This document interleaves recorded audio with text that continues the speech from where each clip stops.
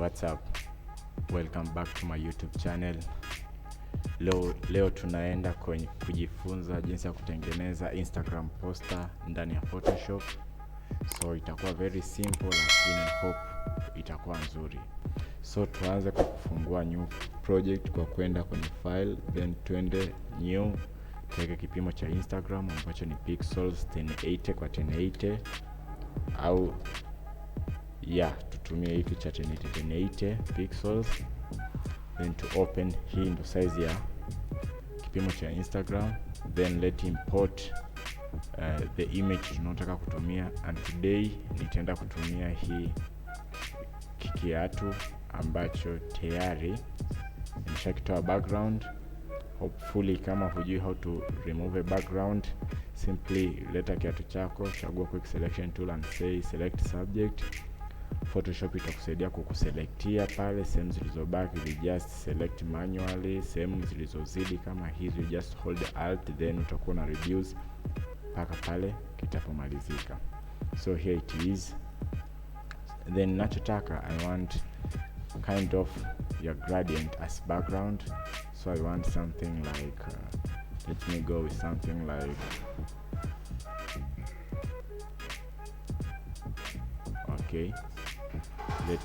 let's sweep the gradient. I want something like this, then sweep it more higher to somewhere there. Then what I can click on text, then nika type the text nataka kuandika. For me nitaandika Nike. The font type nayotumia inaitwa Peps, so nitabonyeza Control T, then nita scale up.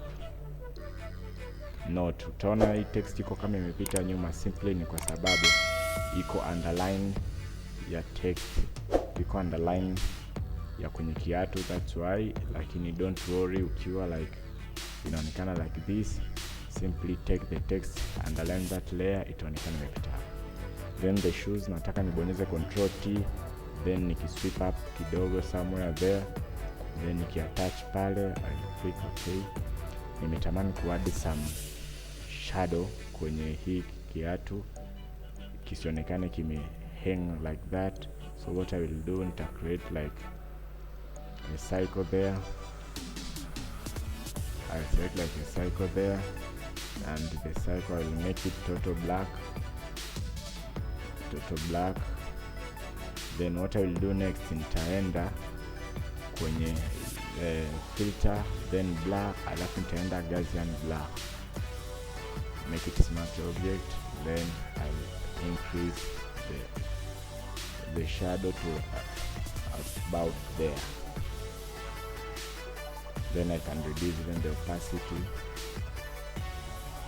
to somewhere there. Note, okay, what else can I do? I think I'm gonna add a text, so let's add some text nyingine. And in this text nitaandika only 50%. These types of poster waga hazina maneno mengi, simply not every post lazima iwe na a lot of words. Others hazina maneno mengi lakini they are great pia. So nataka niwe like na this weight hapa, or total black, fine.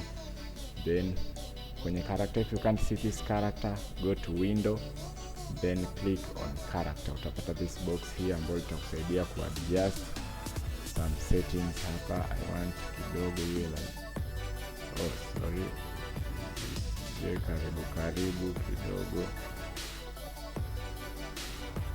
there, not bad. Then I not shadow, bring it underneath the shoes pale, then kidogo I think kitu text ikae pale. Nimetamani kwenye my text iwe rangi ya kiatu, then nita double click the shoes ili niende kwenye blending option, I mean the text.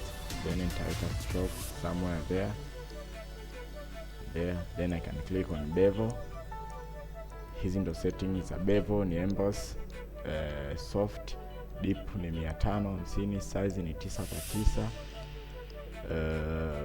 Contour ni default contour.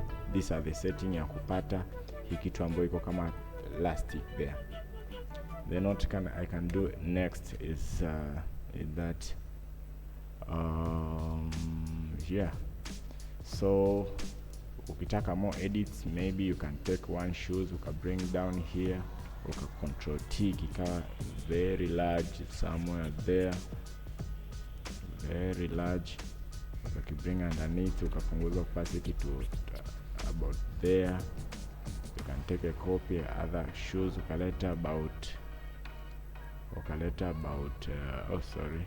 drag it somewhere here, ukakileta about maybe